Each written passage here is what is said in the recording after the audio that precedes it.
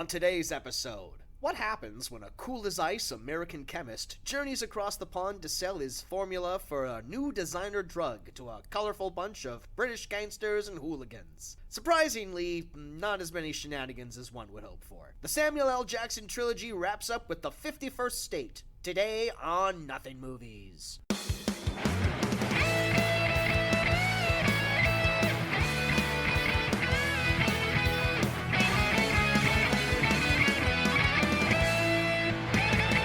Talked about The Simpsons before on this podcast. No, we've got some hot takes on The Simpsons. Used to be good, now it's not as good. Whoa, that's a scorching hot take. You gotta watch out with those scorching hot takes like that guy. Did you see that guy on Twitter today who shared the opinion that Jordan Peele is a great filmmaker because all of the movies that he's made have been really good, and everyone just destroyed him because there's other filmmakers that exist.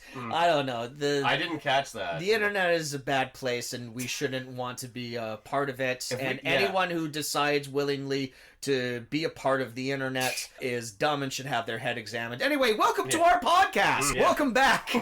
If we didn't have to put it on the internet, like where would we cite this? Like we would just we'd get like a fold-out table in the park and we would just shout it super loud.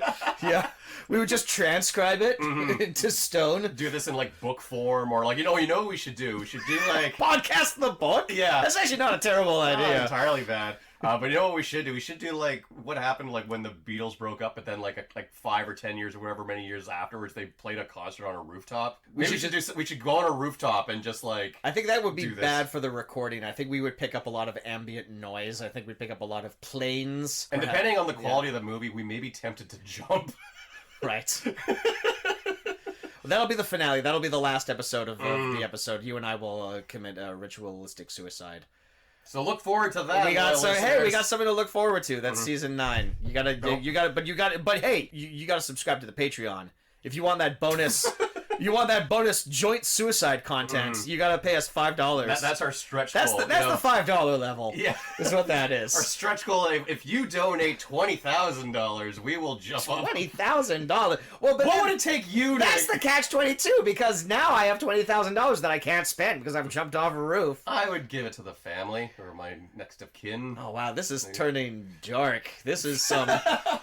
some last holiday bullshit going on here.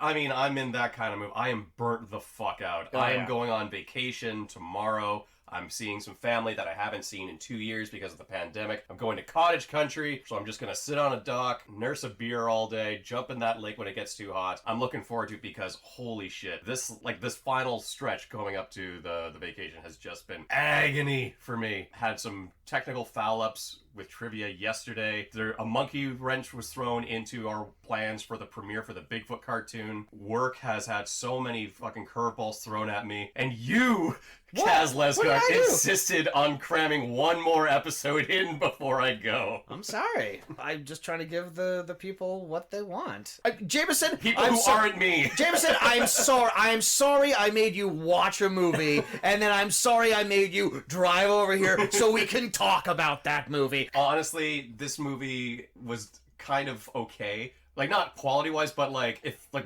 we saved, say, The Search for One-Eyed Jimmy for last. Oof.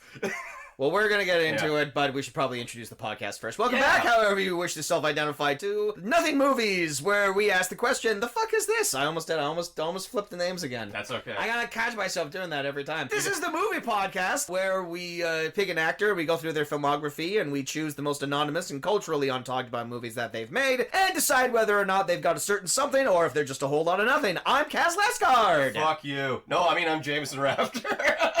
We got some real energy going on. I'm sorry. Some real negativity. I'm a real cranky guy today. I'm sorry. But how can you be cranky, Jameson? Because we're talking about our favorite guy. Yeah. Yet again. Third time's the charm. We are close. Well, third time is maybe the least painful. Well, let's say that. Sure. This is not good. But yes, we're closing the book for now. We may come back, who knows? On the Nothing Movies of Samuel L. Jackson. It is the ending of the trilogy, and today we are talking about 2001's The 51st State, or if you're in North America, 2002's Formula 51. But the movie that I watched on my bad YouTube rip is called The 51st State, so that's what I'm gonna call it. Okay. All right, great. The 51st... No argument here. The 51st State, a movie in which Samuel L. Jackson wears a kilt.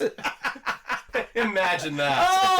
Oh my goodness. You see, normally in his movies he wears pants. Yeah. Right? But in this movie, he's got a kilt. He's got a kilt on. And other characters... The jokes basically write themselves. Other characters think he's wearing a dress, and they question his masculinity, and he is not too happy about that. And if you don't find that funny, don't worry. They only tell that joke 38 times. Yeah, an entire populace of the UK refers to a kilt as a dress. None of the characters from the UK know what a kilt is, including Robert Carlyle, who is incredibly Scottish.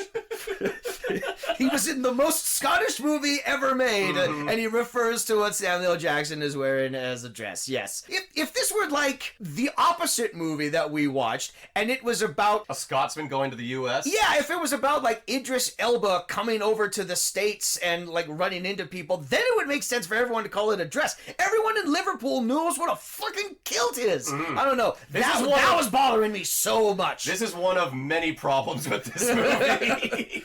Yeah, we're gonna run them down because that's what we do. But before we do that, Jameson, yes, let's talk about the man. Let's talk about Samuel L. Jackson. Let's not talk about the movie The Man that he made in 2005 with Eugene Levy. That's maybe for the next time we cover him. Okay. But let's talk about the man, Samuel L. Jackson. I really did my homework this week. Okay. And I had myself a huge Samuel L. Jackson marathon. I watched a lot of the movies last week that I mentioned that I said I had never seen before, and I wanted to just catch up. And it's fitting that we are ending this week with this movie because as I was sitting down yesterday and watching this, I did have a realization that I didn't want to accept within myself. I love the guy, but I'm getting kind of tired of watching movies with him in it because I've seen like 6 or 7 in a row now, and I think it doesn't matter what actor it is. I think you can't do that to yourself. You can't OD on one particular actor. You know, I totally understand that, and I could absolutely see that happening. Last year, I had like rewatched all of 30 Rock. And after like getting through like maybe like the 3rd or 4th season, I was like, okay, I need a break from this. I need to rest. I'm getting a little tired of looking at Tina Fey and Alec Baldwin. I got to put on something else. I've been meaning to watch Black Klansman. Turn it on. The very first thing you see in that movie is Alec Baldwin. You can't escape it. And then the next night I watched The Aviator, and he shows up in the middle of that. And then he was in the news for a very horrific event. And then you tried to distract yourself by logging onto Twitter and see what's going on in the world. Yeah, so I watched a whole bunch of Samuel L. Jackson movies. I watched Eve's Bayou. I talked about this last time, and I gave a very bad recap of a movie that I hadn't seen before. This movie's great. This movie has a very misleading poster. This, more than anything, is a very dark coming-of-age story.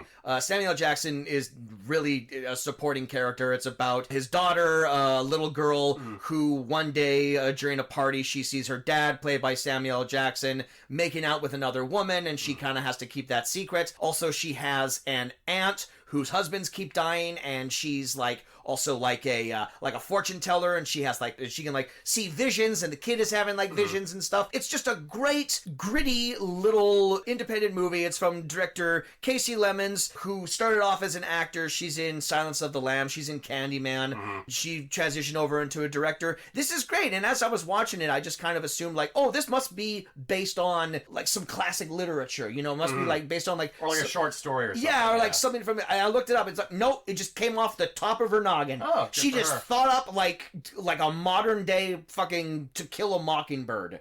And like this movie got like basically no awards traction. It got like a couple of Indie Spirit nominations, but it's maybe the biggest diamond in all of Samuel L. Jackson's filmography. This was the highlight of my marathon. Does Eve like purchase a plot of land in a bayou? It is named after, I believe. I mean, this sounds like the whole situation is like very murky and swampy. So it's a metaphor. The main character, the little girl, is named Eve, but also she lives on a bayou called Eve's Bayou, and she's named after the bayou. Okay. And I think the family in Louisiana, I want to say. I have a terrible memory. Yes, there is a character named Eve, and she does have a bayou, but it's not her bayou, but it is called Eve's Bayou. That makes sense? Yeah, and that's not the answer I was looking for. No, you were looking for like a more jokey answer. Yeah.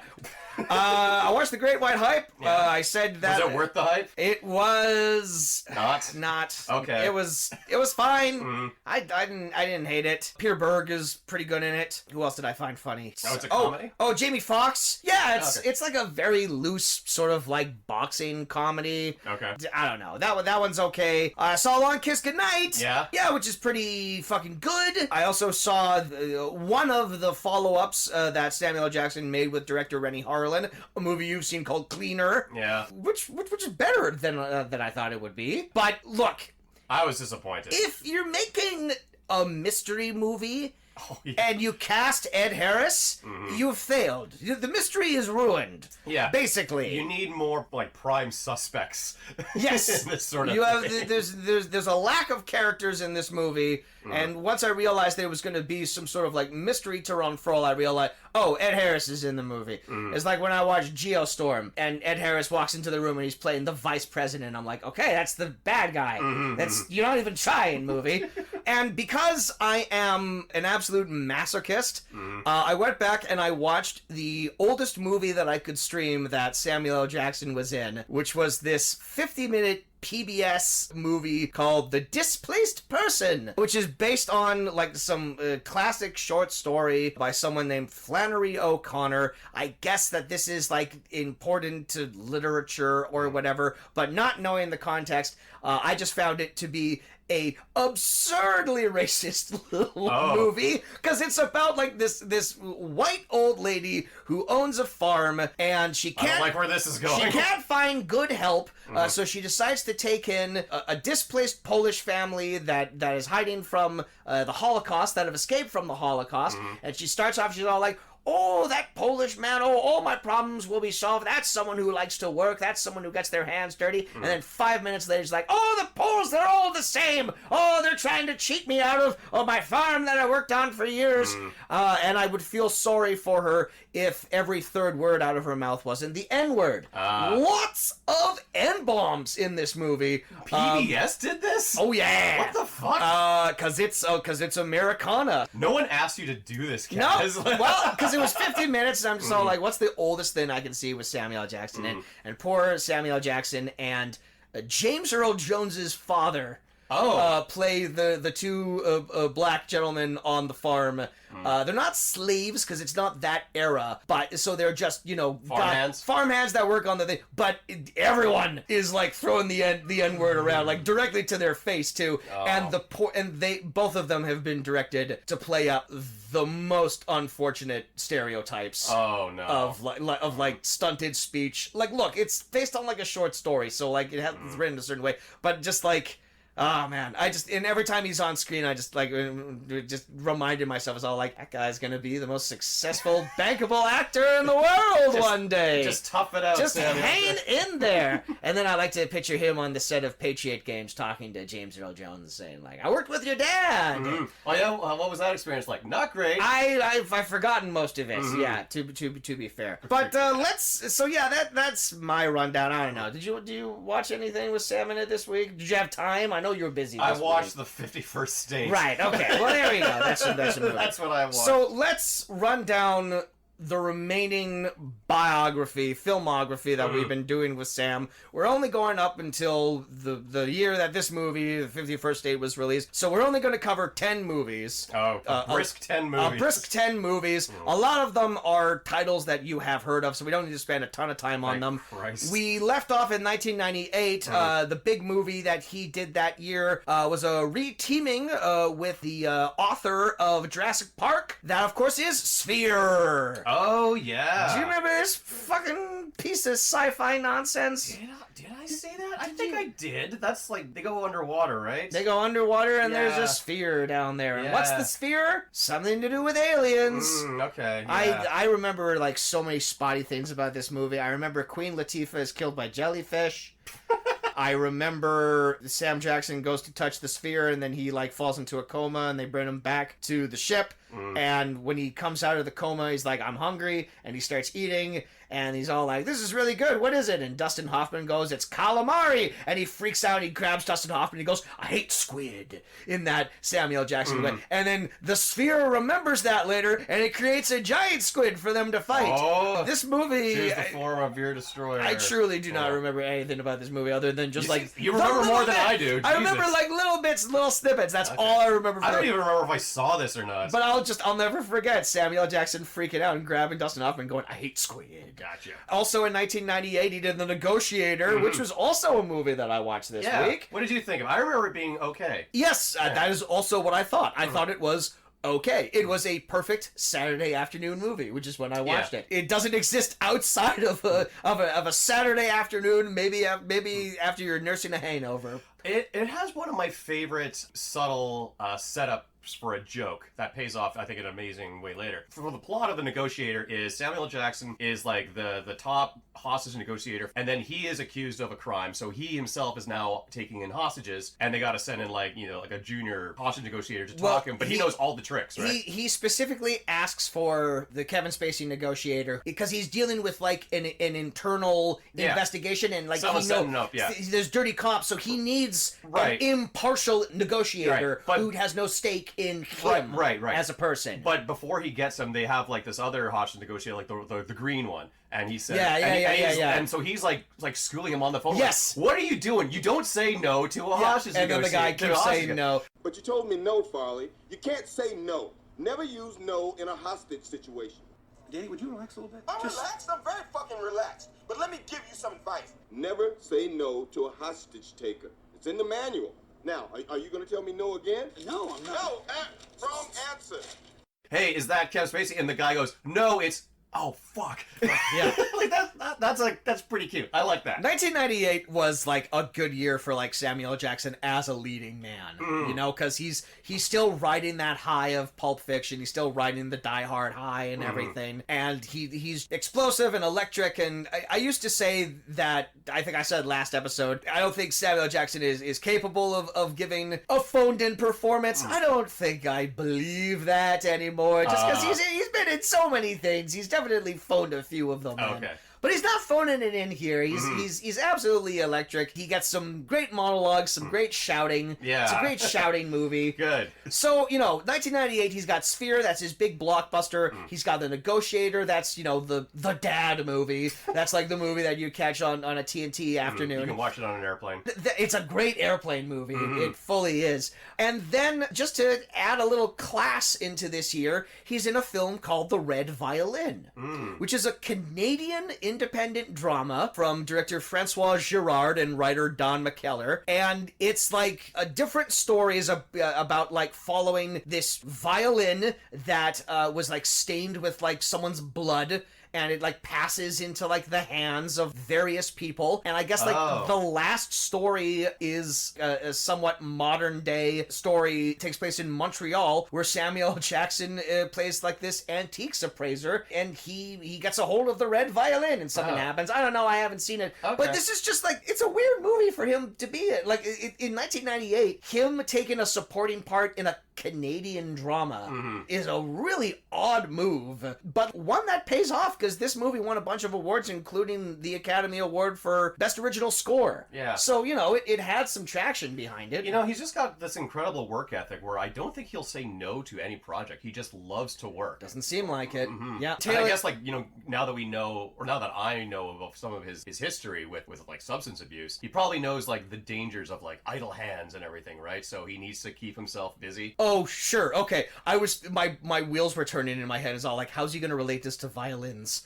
I don't know where he's going with it. Not everything I say is a fucking quip, Sometimes I got insights into shit.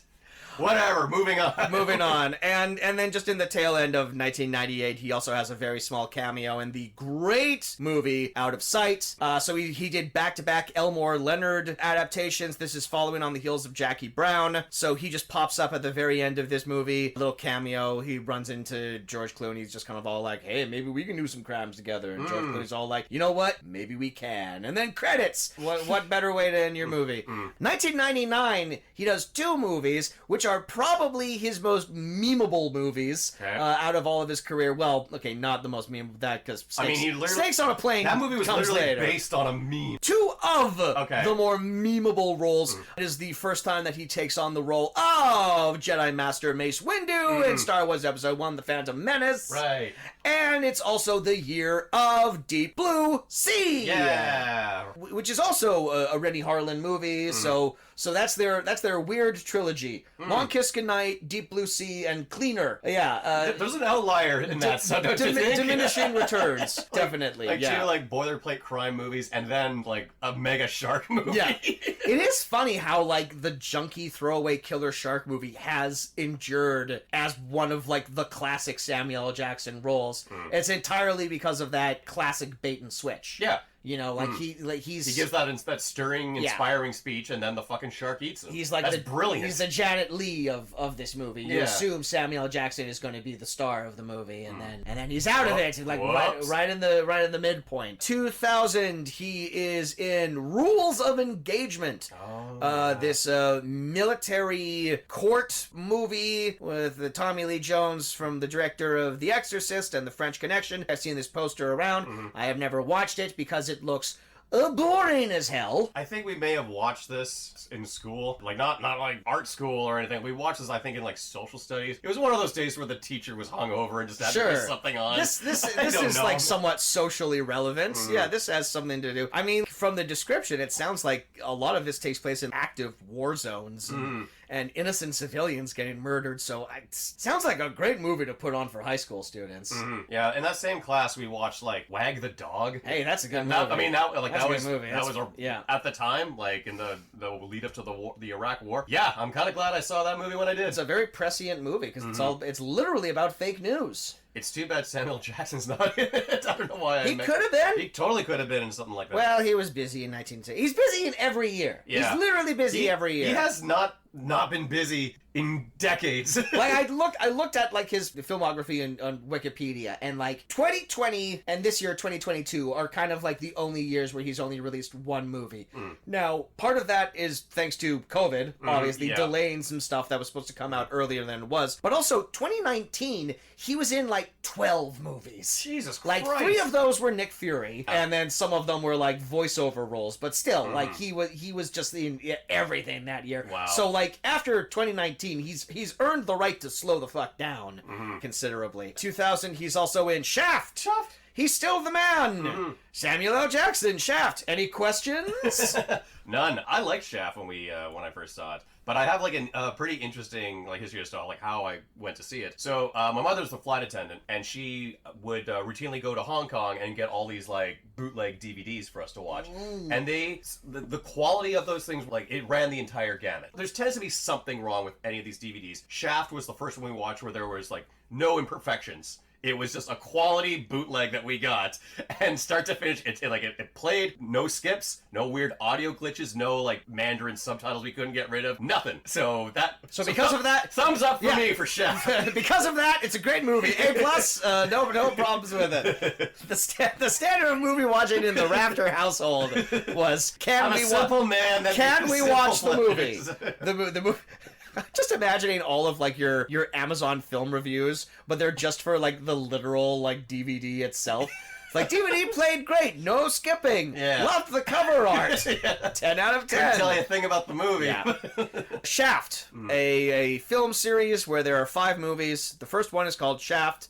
The fourth one is called Shaft, and the 5th one is called Shaft. Oh boy. They needed to workshop that a little bit. This one is fun. This one is okay because this is technically the reboot. Exactly, yeah. Except it's not. Except it is technically within the universe of the first three movies, because Richard Roundtree shows up is in it, playing that character. So this is, in this movie, he plays... like John Shaft Jr.?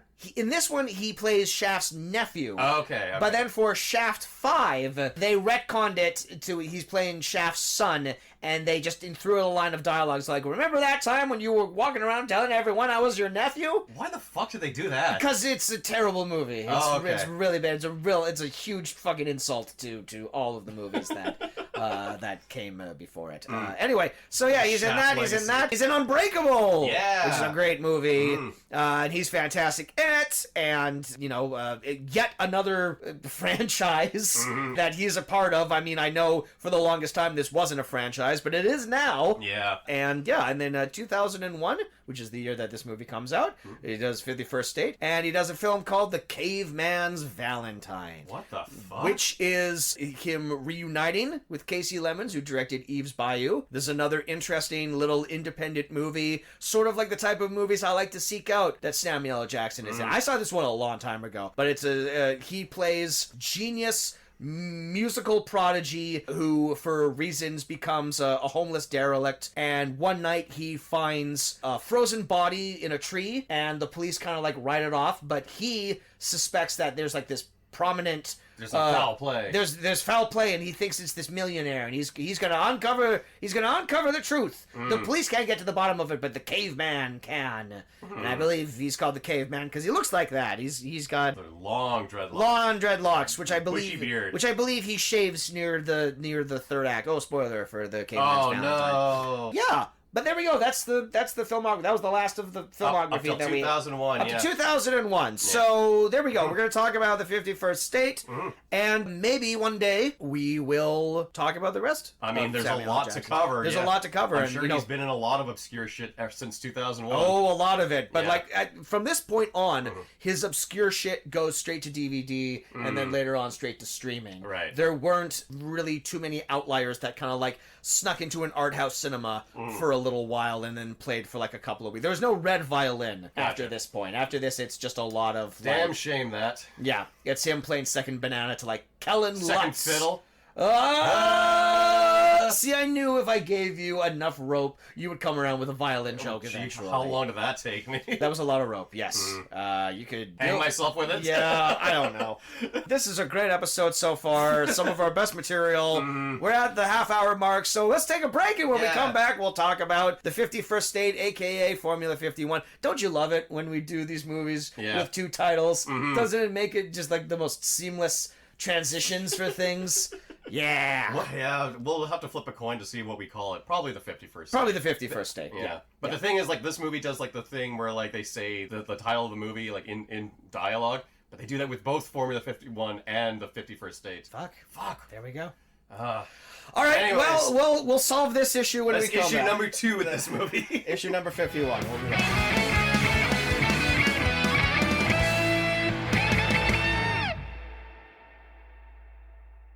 This summer, allegations against Hockey Canada came to light surrounding multiple instances of sexual assault perpetrated by national team members, spanning a period of 20 years as of this writing. The information that has come to light paint a horrific story of the actions of the players and personnel involved, and detail how, as the national team, the crimes were all covered up with taxpayer money. The report sent shockwaves across the country, with all major political parties demanding accountability from Hockey Canada, the sacking of the enablers, and swift punishment for the perpetrators. As a fan of the sport, it sickens me to know a culture of abuse and silence has permeated for decades in the organization, and that the cries for justice have been ignored and swept under the rug. But as much as I want to see those responsible face the consequences of their actions, I would like to see justice done for their victims and for them to find peace and closure. Which is why today I want to spotlight a few sexual assault survivor charities such as the Canadian Association for Sexual Assault Survivors, the Rain Legacy of Hope, the Survivors Trust, and Male Survivor. These are judgment-free spaces where people can heal without shame and locate resources for counseling, support groups, and offer services to businesses and industries to promote intervention and recognizing signs of predatory behavior. All of these links will be included in our episode description. But another link I'd like to promote is endingviolencecanada.org, which contains links to several national and provincial sexual assault centers, crisis lines, and support services. That list can be found at endingviolencecanada.org under their Getting Help header, and the other links should be available in our episode description.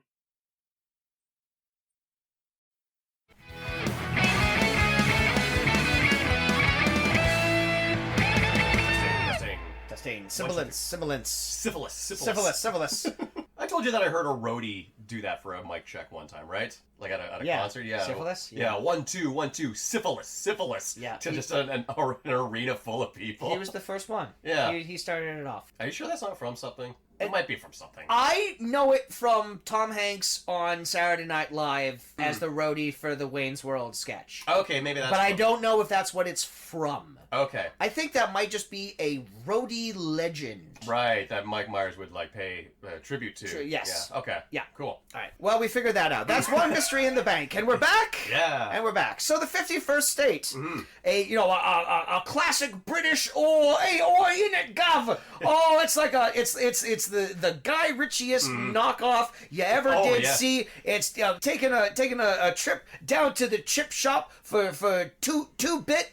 And I don't know, give me some more British anachronisms here. Well, I mean, there are just a bunch of British gangsters. Down to the old pint mill down the road. Pint mill. Look, I've never heard. I don't know. I'm really fucking dying. That's actually the old pint mill. That's what my future restaurant is going to be called. Anyway, this is an absurdly British movie, and of course, naturally, it is directed by Hong Kong filmmaker Ronnie Yu. Yeah. Who is responsible for a ton of acclaimed Hong Kong cinema, including titles such as the wuxia. I absolutely did not pronounce that correctly, but the wuxia epic The Bride with White Hair. Okay. I just like this DVD cover. I like the Variety pull quote. Rapid fire action. ... Erotic in like capital letters. That does seem like a poorly a bad translation. yeah.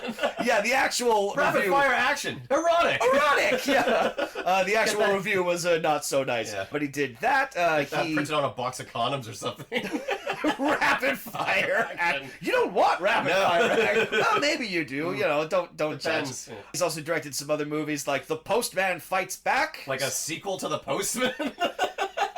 You know, on Wikipedia, whoever wrote Ronnie Yu's Wikipedia page, I think they need to do some fact-checking, because on Wikipedia, this movie is actually listed as The Postman Strikes Back. Okay. And I think whoever did that was imagining The Postman and The Empire Strikes Back and melds them together. Look, obviously, this isn't even the name of the movie. The name of the movie is in Mandarin or whatever, and this is probably a very loose translation to what this is. A postman is different over in Hong Kong. He also directed the very first movie that Brandon Lee was ever in. Haven't talked about him in a while. It's a movie called Legacy of Rage. Oh, is that the one where he's meant to be playing Bruce Lee? I think there are some Bruce Lee allusions to it. I don't know. I didn't really look up the plot of this one. I just have to say, Brandon Lee, he wasn't in a ton of movies. Almost every movie he's in has an awesome title. Yeah.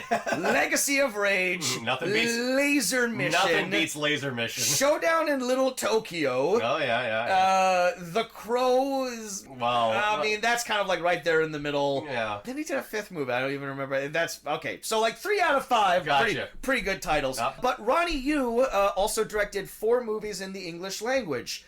They are the children's adventure fantasy film Warriors of Virtue. He's the guy who did that? Holy fuck. Did you see this? I saw that in theaters and I got sick and had to leave halfway through. Was it because of the movie? Was it because of those mutant kangaroos? I have not bothered to revisit that movie. This is not a movie I have ever seen, but I 100% own trading cards for this. Oh, yeah. Just because, like, back in the day, like, you would just get, like, a grab bag of different movie trading cards or whatever, and every once in a while I would just, like, flip through my things. There'd just be Batman, Spider-Man, Terminator, the fuck is Warriors of Virtue? And it's just like this little kid holding a staff, and there's like 4 kangaroo monsters. It's very clearly trying to ape on the success of Teenage Mutant Ninja Turtles. 100%, yeah. Because it's like, like mutants doing kung fu. It's I believe it takes place in like a fantasy realm where like the kid like bumps his head. It's and he goes that old chestnut. A kid gets sucked into a portal or whatever, and he has to find himself. I remember vaguely remember the romantic. Oh God!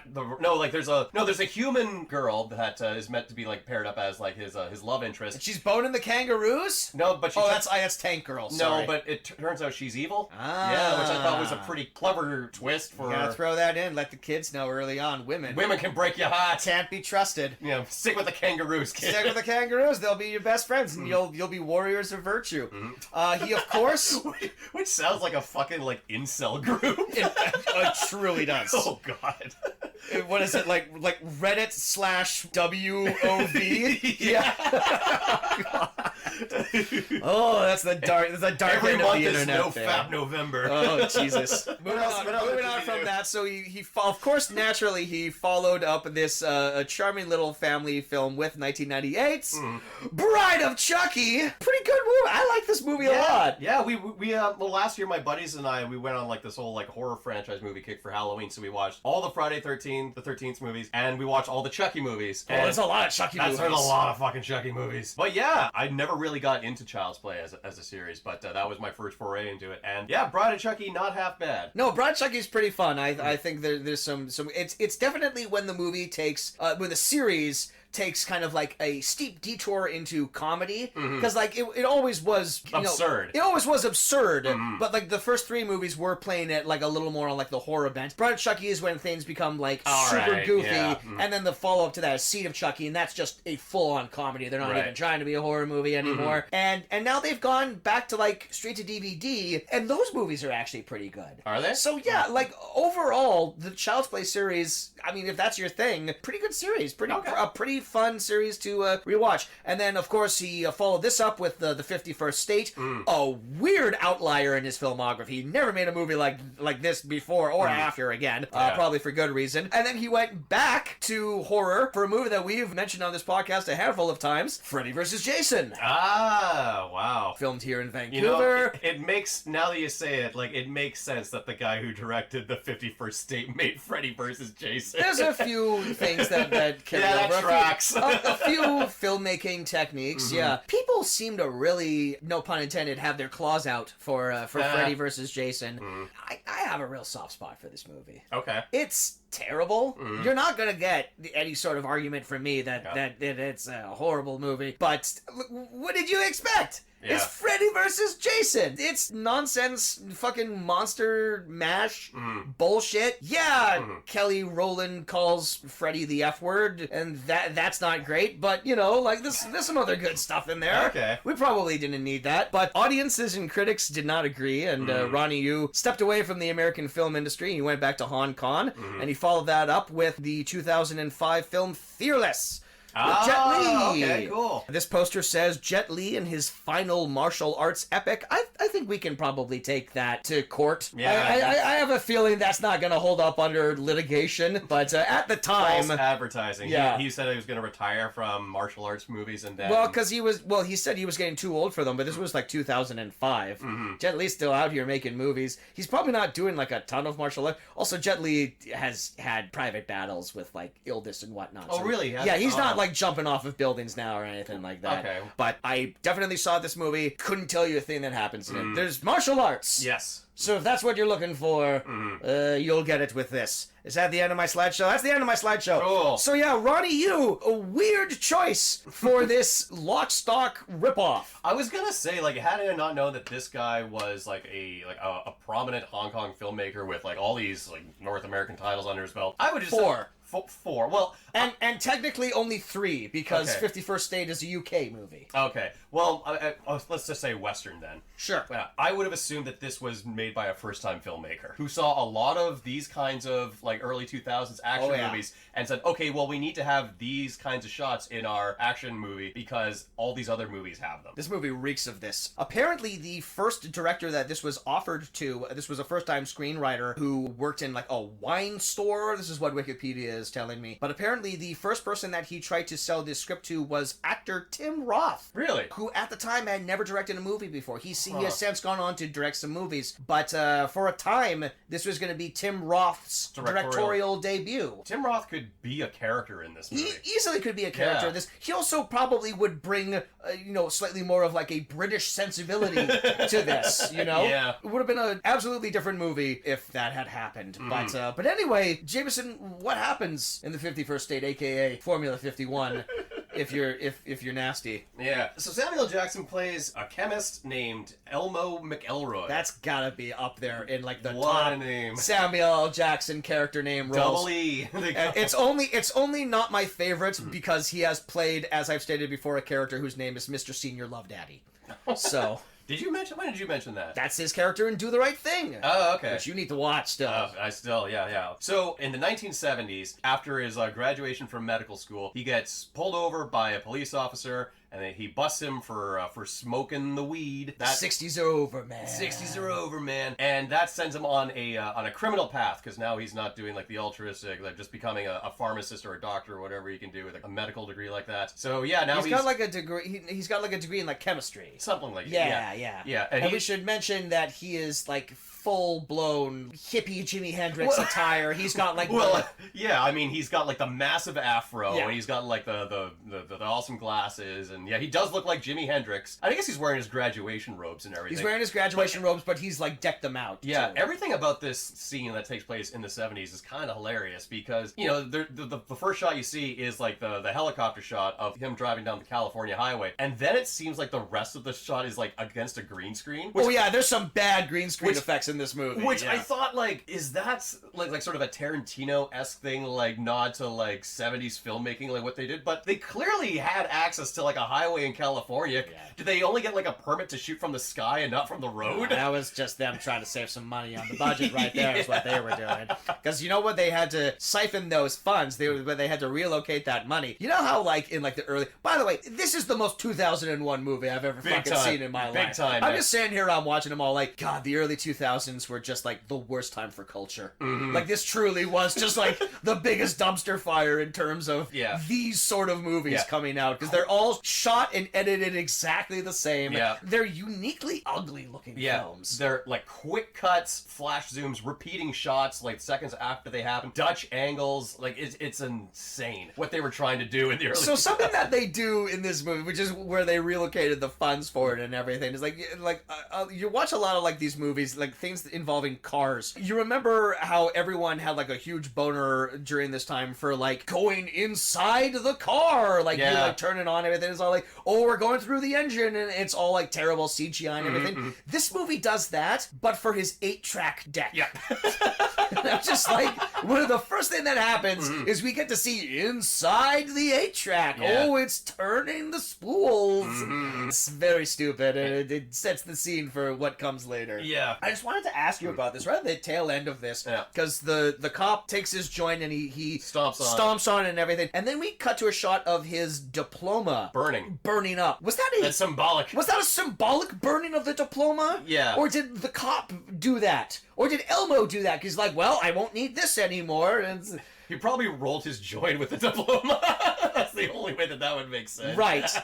Because it's like, one assumes that the cop busted him and took him into the police station and wrote him up, and now he has a criminal record or anything. But we don't even see that. We just see the symbolic burning of the diploma on the side of the road, and that's all you need to know. Mm-hmm. So now Samuel Jackson is this genius drug developer for the LA-based like drug lord, the Lizard, played by Meatloaf. Oh boy. 2 not names. Got some... 2 not names. Yeah. We gotta get a not named actor to play this not named character. Yeah. Oh boy, I got some opinions on Meatloaf here. Yeah. Oh, Mr. Loaf. Dearly departed, we lost him this year, R.I.P. Mm-hmm. But yeah, look, here's the thing. Meatloaf, famously high-pitched voice. Yes. Not high-pitched, but like... High register. He had a high register. Yeah. Like, he could hit those crazy notes, and he could hit them for a while. Yeah. You know, because that was his strength as a singer and as an artist. I don't know if you've noticed this. I also have a high register. No. I know. I'm pulling the rug out from under you. Haha. When actors who have a high register have to play intimidating people, I know where you're going you with this. can't scream. You can't yell every line. Yeah. Because then no one takes you seriously, and no one thinks you're... you just come off as shrill. Like, you can be scary, but you're not going to command any sort of intimidation. Like, a great example I can think of is, like, Joe Pesci, right? Yeah. Joe Pesci has that high register. He's known for playing playing like psychos. He's known for playing guys you don't want to fuck with. But like the characters he plays in Goodfellas and Casino, they all have an air of no one respects this guy. And he's a psycho because no one respects him. Yeah. And he's deeply trying to gain respect the only way he can, which is through brutal violence. Put that up against Joe Pesci in The Irishman, one of the scariest roles he's ever played, because he's learned that he just has to whisper. He just whispers like every line in that. Yeah. And it's the first time Joe Pesci has ever truly been intimidating on screen. So this is what I'm saying is like the Lizard is sort of like our main villain here, and I never once felt intimidated by him. Partly because it's Meatloaf wearing a caftan. What is that? Like a big, long, flowing, sort of moo-moo-ish robe. Right, I was going to say, that isn't that a moo-moo? I think it's a caftan, but I think he's also got like a lizard brooch on. It's a caftan, but when Meatloaf wears it, it becomes a moo-moo. Gotcha. But he's got like a golden lizard brooch, and his face is weirdly burned. They never explain. They never explain, and it's twice as odd. We're jumping ahead a little bit here because like this opening scene, the lizard comes in, and Elmo has set up like a trap for him and all of his other drug kingpins and stuff. Like we should say that Samuel L. Jackson's character wants to get out of the drug dealing game. He wants to go legit, or he wants to. It's very much a Superfly kind of thing, where he wants to. He doesn't quite want to go legit, but he does want to quit. He wants to. Okay. But he wants to get out of the game, and he wants to sell off like the formula to his like master drug to a competitor, so he can get a lot of money, and then just like quit the biz forever. But to do that, he has to kill his employer, the Lizard. Yeah. Look, I'll just do this in like bullet points here. So like Elmo sets up like this big, complicated Rube Goldberg thing where he like uses his chemistry things or whatever. The building blows up, and the Lizard survives, and he becomes an antagonist for later on in the movie. He falls through the floor onto a pile of dolls. Again, never explained. I guess they were putting the drugs in the dolls. I don't know. My point is that it feels like the scarring on the half of his face should have come from the explosion. Yeah, it's meant to be like a leftover from the explosion that he survives, but we see him in the opening scene with the scarring already on, so it reads as if they forgot that comes in later. Or it's like they only had like Meatloaf for like 4 days or something, and they put the makeup on once, and he's sitting in the chair, and he's just going like, "This sucks. I'm not doing this again. Let's just put it on once, and let's just film all my scenes. Like this. Film everything. Yeah. All right. I'll go home with it on. I'm not going through this again." Yeah. I mean, one of my favorite things with the Lizard is.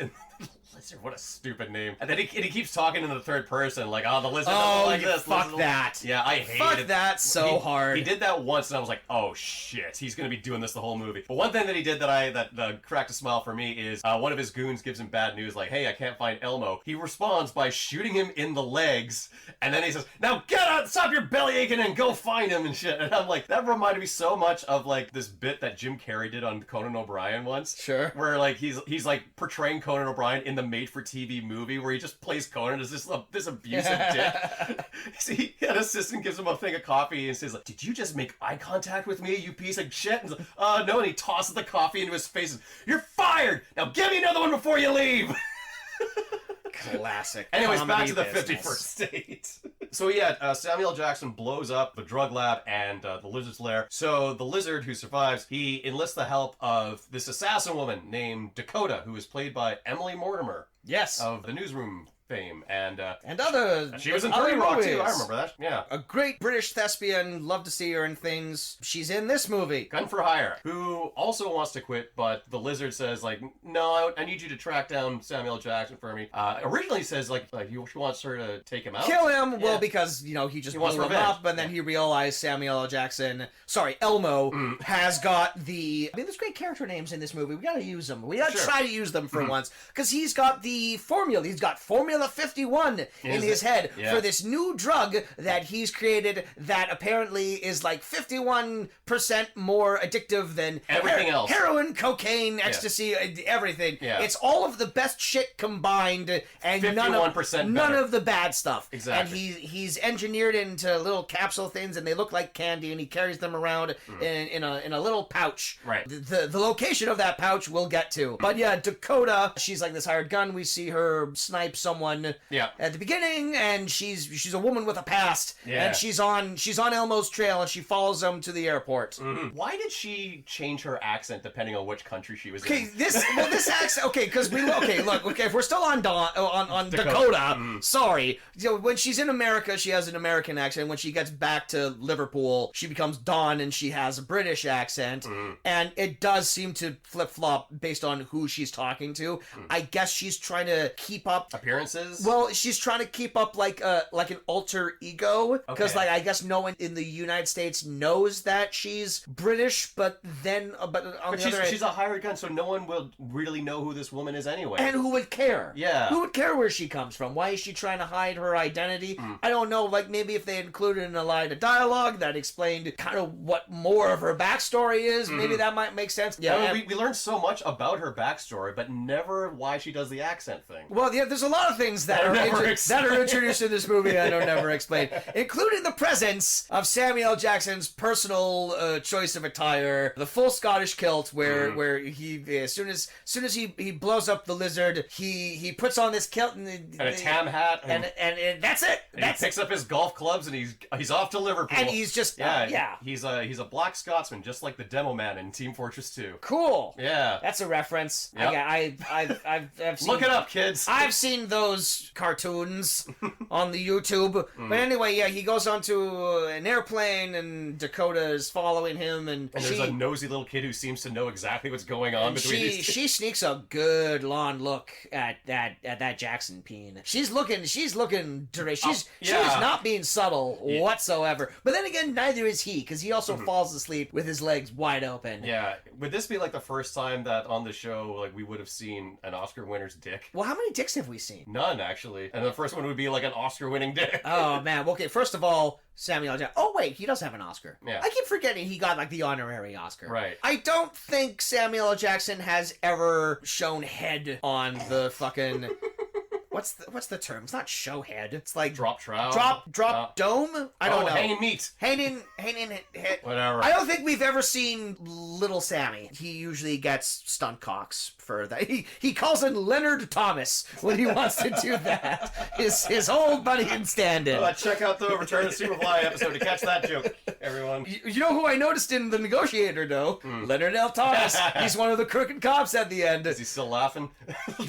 He wasn't laughing. I wanted him to. Yep. Anyway, so he flies to Liverpool, where we meet the other star of this movie, Robert Carlyle, as Felix. Felix de Souza. Yeah. Another great name. Pretty good name, good character names in this. Yeah, and he's one of those British gangster characters, you know, who's like really scrawny and angry and wears a long trench coat and will probably enter a room with his arms stretched out like Christ on the cross and everything. Very full of himself character. He is set up by another ex-associate of the Lizards named Durant, and he's the guy who Samuel Jackson is going to sell the formula to. So he's assigned to pick him up with two other guys, which include this other chemist that Samuel Jackson is supposed to go to. But I guess on their way to the airport, he just stops into a pub so he can rag on some other football fans. There is truly no... Okay, so like it's these three guys in the car, and immediately Robert Carlyle is like instantly negative towards the other two guys in the car. Yeah, he's super fucking disrespectful to the chemist.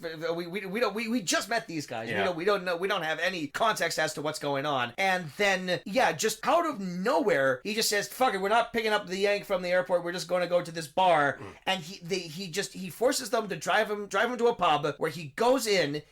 There's football fans. He sets the character want that there's this big football match that's happening between Liverpool and Manchester. Yes, that's happening the next day, and he desperately, more than anything, he's doing this job because he wants tickets. He gets 2 tickets out of the deal, and that's the only reason he's doing this job. So he just goes out of this way just to instigate the Manchester fans, and then run out of the pub. Yeah. And I guess this scene only exists for them to leave the chemist behind, which we don't even see. So they leave him behind, and they drive back to the airport, and then he tells the other guy, where's the chemist? Go get the fucking chemist. He says, go take care of him. Right. And that's important to know, because when he comes back, the chemist is with them, but he is in the trunk. Yes. And he's not doing well. Which is like a very Guy Ritchie gangster movie kind of thing to do. It's a misunderstanding that they bring back in season 4 of Fargo. Oh. Yeah. I said take care of him, as in make sure he's he's well. Not shoot him in the head. God, that's such a fucking stereotype now. The fucking, like, take care of him. Oh, boss, you want us? You want us? Should say we should take care of him? Oh, take care of him. Oh. I said take care of him, not take care of him. All right, well, we'll take him to the amusement park, and then we'll go out for ice cream later. How about that? No, I said take care of him, ya galoots, yeah. So, also, this other guy looked really familiar, the kind of, like, slow guy, and he's one of the other guys from The Full Monty, which Robert Carlyle is the star of, so that's like a weird he's the little... old guy in The Full Monty? No, I mean, he was old in You're gonna this make movie. me say it. He's the one black guy in The Full Monty. I thought the thing with the one black guy was that he was also really old. Oh, man, I haven't seen The Full Monty in a long time. I have not either. I assumed Tom Wilkinson was the old guy. Oh, yeah. But I guess maybe in 1997, Tom Wilkinson wasn't the old guy in things yet. I should rewatch that. Yeah, I haven't seen that in a while. That's a charming movie. Also, I just want to say one thing really quick. So he goes in to instigate the fight with these Manchester fans. And he takes off his coat. All the jerseys are the same color. Yeah, but like the logo and printing is different. It's so weird. Like American teams have like their logos larger than like the shirt that they're wearing. So it's all like, oh, what team do you cheer for? And you have to like squint to actually like see what they're saying. I mean, that's the thing with soccer uniforms. Like they don't have like, they're not emblazoned with logos. You know, no, because they got have like a crest or something. And they got to make room for the Carlsberg fucking advertisement. Exactly. Also, Robert Carlyle pulls out a couple of flares. Yes. Which is like, okay, so that's like 2 movies we've watched about football matches where flares happen. Is this just a thing in England? It's got I guess there's just flares everywhere. All right, seems dangerous. Time to play the footy, you got the flares. Seems unnecessary. Yeah. So they finally make it back to the airport. Yeah. Robert Carlyle, Felix, he picks up Elmo from the airport. They beat up some skinheads and reoccurring bad guy skinheads. Which I appreciate that every time the skinheads are introduced, they're like almost immediately dispatched. Oh yeah. You're not in increasingly violent ways. Yeah. No, I'm pretty happy with that. These men are not threats. No. We meet secondary antagonist of some I didn't even write down this character's name, but he's like the Kane. Kane. Yeah. Sergeant Kane, who's played by the great Sean Pertwee, who played Alfred on Gotham. But he's just like a classic. He's a crooked cop. Oh yeah, don't fuck with this broke. He's got a great gravelly voice. He's great. Yeah, and he's on the trail of them, and of course he's a dim-witted fat partner who's always going blurp. Yeah, who's like, even though like who's actually totally competent. He's totally competent. It's just that he's meant to be like the underling, the weak-willed underling. Yeah. Who like is always tagging along with his partner doing like this corrupt shit. But he doesn't seem like a corrupt cop himself. He should just go to internal affairs about this kind of stuff. Which is what he does at the end of the movie. Yeah. Spoilers, yeah. Yeah. So all the pieces are in check. The Kane has gotten word from his sources or whatever that Elmo is on his way. So he tells his partner to look out for a black man wearing a dress. And then, a bunch of Muslims get off the plane. Yeah. What a thing to happen. This is the first time I'm all like, just say kilt. Yeah. Just say kilt. It's so, if you say a black man wearing a kilt, there's only one person in the airport that looks like that. Yeah. I mean, it's the UK. They'll know what a fucking kilt is. They know what that is more than anywhere else. Yeah. Yeah, this absolutely should have been like a British expat comes to the States, because then, yeah, you got an excuse to call it a dress. But yeah, I mean, that's a pretty bad taste. We're like, look out for a black man in a dress, and then it's all these Muslim people, and I mean, there are some black guys in like dashikis, but that's about it. Well, it's like how many you see some Sikh guys walking by in the robes. It's all of them. All of them. The screenwriter was all like came up with like the hilarious line of like, look out for a black man in a dress, and then did a Google search for like black men in dress, and then just included one of each kind of that from every nationality, and they all got off the plane at the exact same time. Kind of a funny idea, but lost in execution. Yeah. So Felix takes Elmo to meet with Durant, where they assign him a new chemist who has no lines because he can't speak. Because he got shot through the neck. Yeah. There was a scene earlier where I think like the skinheads are threatening Felix in the airport, and Felix just straight up pulls out a gun. Yeah. And just points at it, and you're watching it and just go like, oh, this is a movie that was shot before 9/11. but released after. Interesting. So they go to this hotel suite where they meet with Durant, and he's hemorrhoid pillow. He's got an ouchie bum. Mm-hmm. He has to sit on a squeaky pillow because we have to dehumanize all of these mob bosses because none of them can be threatening. They all have to be wacky because again we're stealing from Guy Ritchie here, so we got to do this. So before any kind of deal gets done, Dakota starts from across the way. She starts sniping. Not even sniping. She's got an assault rifle and she's killing everyone in the room in there's some pretty funny deaths in this scene. Oh, sure, yeah. Well, she's got Elmo dead to rights and almost is about to kill him, but then she gets the phone call from the lizard saying, I've changed my mind. We need him alive because he's my cash cow. He's going to get me the money because of the drugs. Kill everyone around him, make sure he's kept safe. So, she executes all the competition in that room. And she only shoots Felix in the ass. That's right. Because that's funny. Because he got shot in the bum. Yeah. Like Forrest Gump. And she has this. Well, there's spoiler alert. She has a history with Felix, so she's very hesitant to shoot him dead. So keep everyone alive, but because we need a hetero romance in this movie. Yeah, exactly. Which as many problems as this movie has, I was kind of surprised that there was as sweet of a love story as there was in this movie. I guess you could call it sweet. I mean, I don't know.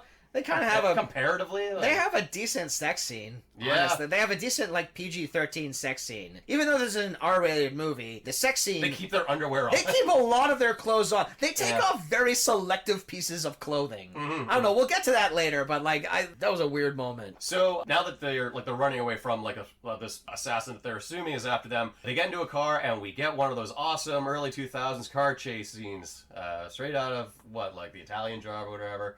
I don't know. It's a well done car chase scene to a degree. Yeah, no, I mean, look, Ronnie Yu, he's done lots of action movies, so he knows how to direct this kind of thing. Yeah, when cars are zooming around London, it's not badly shot. It's badly shot in the sense that this is a terrible 2001 movie, so all of these After Effects and whoa, the camera's spinning around now, and the soundtracks go yeah, all that shit. But based on that base level, it's a competent movie. Yeah, Oh, and we should probably just mention that the reason that there is a car chase is because Kane and his cop partner, they show up to give chase, and it ends with a game of chicken in an alleyway, which Samuel Jackson wins because I guess whatever fucking car they have beats out whatever kind of. Well, Kane chickened out. He did the thing you're not supposed to do with chicken. He's all oh no, we're gonna crash, and he reverses, and more bad things happen to his car. Oh, and they push him out onto the street, and he gets T-boned by a truck, in a very violent-looking crash that most likely would have been fatal had he not been a movie character. Yeah, he scrapes up with a cut ear and a bruise on his leg or something stupid like that. Even though he should be jam. Yeah, he should be marmalade because it's the UK. There's some dialogue here that I wrote down because it really stood out in how unnatural it sounded for these guys to be saying this dialogue at this point. Elmo is a very cool character, and you can kind of read that as he's unflappable, nothing messes with him. You can also read that as Sam Jackson being a little bored with this. Or perhaps maybe he realized early on everyone else in this movie was going to scream at the top of their lungs, so maybe he better underplay it a little bit.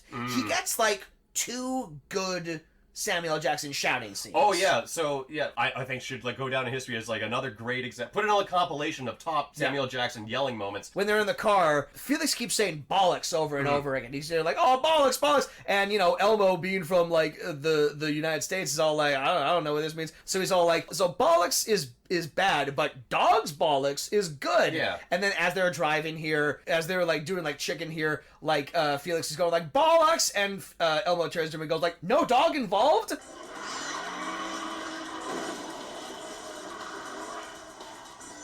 bollocks. Dog's bollocks? No, just plain fucking bollocks. No dog involved? No. Watch out. And it's just that's funny if they're in a cafe. But they're literally in the middle of a chase scene right now. And it just sounds so goddamn unnatural coming at this point in time. No actual character, human being would say this at this point. Yeah. And they button that when after the game of chicken ends, he says ha, chicken bollocks. And they both erupt in riotous laughter. Yeah, because nothing's funnier than that. For possibly one of the stupidest lines I've ever heard. It's pretty bad. It's a pretty bad punchline. Just the words chicken bollock. So the car chase ends when they drive it off a pier onto a garbage barge. Yeah. Yeah, and it leaves the car destroyed.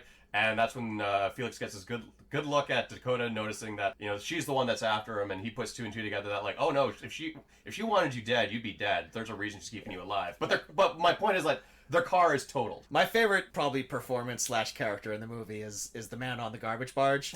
This is actually like a really funny moment. This is actually my favorite thing where they like drive the car off of the pier as the garbage barge is floating away or whatever, and it just lands and it like crashes on there, and you cut to like this old salty dog just eating a sandwich. He's all like, sure, you're gonna be needing a new car then, and he's just immediately conversational, like the most like this sort of coolest thing that he's he's ever seen didn't just happen in front of him. I like that. That was a good.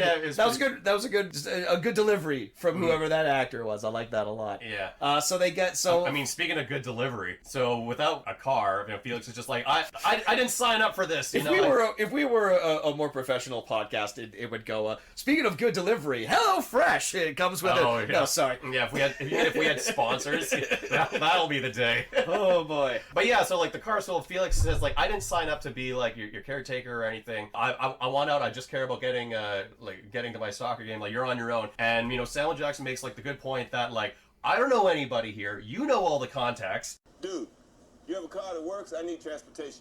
Got a nice little Cooper that needs a lick of paint. She goes. Throw in the XJ6 and she's yours for 100 quid. Deal. What, a Cooper? Piss off, Popeye. And you. Tell you what, 70 quid in the Jag, and I'm robbing myself. That's it. That's it. I've had just about enough of this shite. I got you to that deal in one piece. I got you out to that deal in one piece. As far as I'm concerned, my job's done. It's finished. So you can leave me motored alone, get your golf clubs, and fuck off back to Dixie. Pay attention, Felix D'Souza. I atomized a major drug syndicate to be here this morning. Now I'm stuck in liver fucking fool with you. And if I need you to sell your car to help me, you will sell your goddamn car. I'm here because I want to be, not because I have to be. I want to get this done as soon as possible, and you're the only chance I have of getting this done. Help me the fuck out, motherfucker. And it's the only time that Samuel L. Jackson raises his voice in the entire movie. And you miss it. Mm-hmm. And you wish everyone else would speak quieter so he could speak louder. Exactly. Because he's better at it. Yeah, because we're buying the ticket to see a Samuel Jackson performance, and that was it. There it is. There it is. Did you enjoy it? Yeah. So they trade in what's left of Felix's car for like a beaten up Mini Cooper or something. Yeah, and it's even got like the door is a different color from the rest of the car, you know, so you know this. So Dakota goes to see, is it Felix's mom? Yes. I was a little confused at who this character was. I had to assume that was his mom. Mother. Yeah. And that was one of my other favorite lines when she opens the door and she sees her son's ex-girlfriend, Jen, seen her in a while. She says, well, shit in a bag and punch it. Well, shit in a bag and punch it. She's back.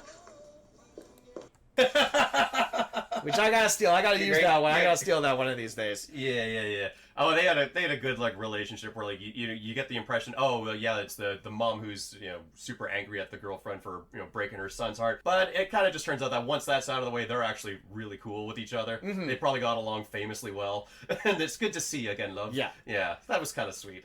So then Elmo and Felix. Oh, and she's not there to like harm the mom or anything. She just goes to the mom because like, oh, Felix will eventually probably go and see his mom at one point. So or his mom knows where to find him. I'll be perfectly honest. I don't actually remember why she goes to see the mom. I just wanted to mention it so I could say, well, shit in a bag and punch it. I don't remember what the point was. I think maybe she's trying to find Felix because they got away from her. Yeah. So that's like her only lead was that she went to go talk to his mom. Sure. And that's like the scene where, you know, we get like the intercuts between Coda talking about why the relationship deteriorated, Felix talking to Samuel Jackson about why their relationship deteriorated, and Samuel Jackson just has a look on his face like, I do not fucking care about this. I just told you I want to sell these drugs and get a lot of money. Mm-hmm. Can we continue on with doing that, please? Yeah. I guess I have to listen to this now.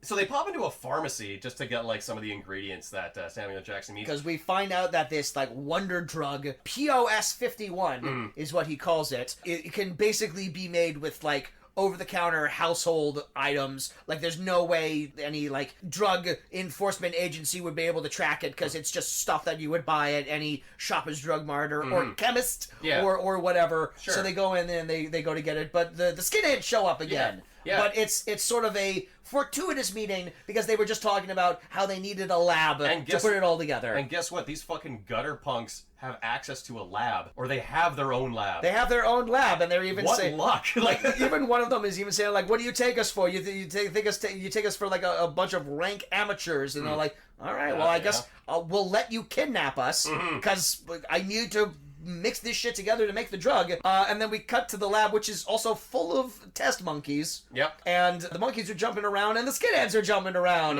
And that's the movie doing a metaphor. Yeah. Letting you know, oh, we're not so different. Monkeys and Nazis.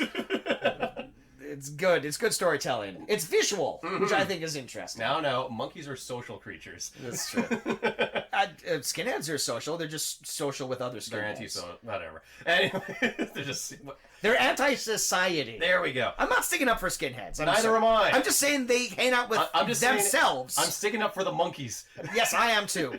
Don't lump monkeys in with those assholes. Anyways. Except for capuchins. Yeah, speaking of assholes. Fuck off. Speaking of assholes, speaking of monkeys. Oh yeah, right. You're right. This is speaking of assholes. Yeah, so Samuel Jackson cooks something up in the lab, and he gives it up to the Nazis. Like, here's my wonder drug. Try he it. does the Matrix. He gives them the choice between the red pill or the blue pill, but he says, hey, the red pill gets you high like nothing else before. It gets you high, like, immediately, and, like, the blue pill, like, I guess is, like, a time release thing. Yeah. So the Nazis are all like, oh, well, obviously we'll take the red pill, and none of them stop to think, why did you even make the blue pill if this takes it, like, immediately? And it's a super laxative, and they all shit their pants uncontrollably. I wonder if this was, like, early commentary on the whole, because you know how, like, incels and stuff like that will make, like, the whole, like, red pill argument now and everything like that? Yeah. And, like, the skinheads in this movie are choosing the red pill. Is this where it started? Sure. Is this ground zero? Sure. Is it Ronnie Yu's fault? Yeah, that's... that we have Reddit? I don't know. Yeah, that's what I'm gonna... This is the reddest pill of all.